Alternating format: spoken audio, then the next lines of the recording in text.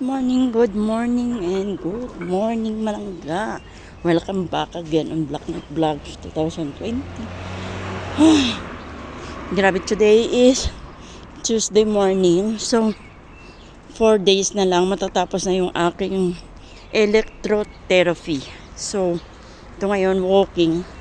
Nag-walk ako papunta doon sa kabilang bus stop kasi pag-antayin ko pa yung bus doon sa baba ng bahay. Hindi ko ma-reach yung hindi ko maabutan yung aking bus na papuntang hospital. So very early, guys. It's 7 o'clock in the morning. So nagwo-walk up ako ng 5 o'clock in the morning. Piniprepare ko yung breakfast ni Angeline.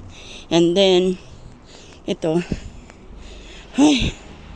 hindi naman ako nagbe-breakfast kasi nga pag hindi ko pwede ipasok sa machine kapag kay pusog. So, walang laman, water lang. Grabe, hinihingal ako. Hinihingal ako, guys, sobra. Sobrang hingal ko. That's it. So, I'm here. Hola! Ako lang katao-tao, anak kasi very early talaga siya. So, yan. Grabe, hinihingal ako, guys. Ang taba ko talaga kasi. Kaya, too much. So, this is the way, the journey, every struggle that I am doing every day. So, it's 10 days. 10 days ako na nag-session. So, yan. Last night, Monday, grabe. So, sobrang hindi ako nakatayo ng mais dahil sobrang sakit ng mga paa ko. Yan. But now it's a little bit okay. So, nagsushortcut ako, guys, para makaabot ako ng bus ko.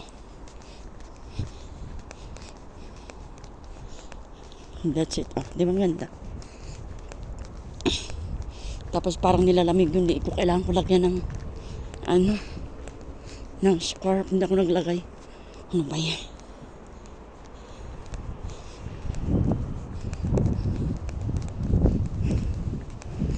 Very early in the morning.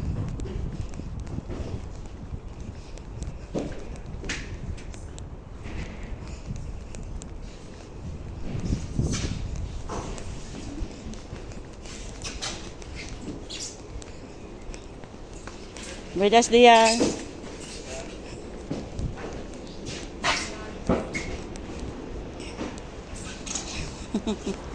Wow.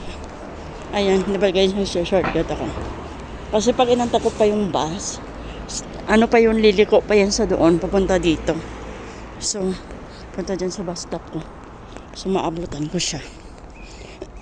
Hindi ko alam kung ilang minutes na yung bus. Ayun. Oh, tama-tama yung bus sana. Yan sana yung bus na sasakyan ko. Diyan yung stop niya. Diyan. Kung inantay ko pala, okay lang. Pero mas ayun na lang, ganito na lang. Kasi parang, andyan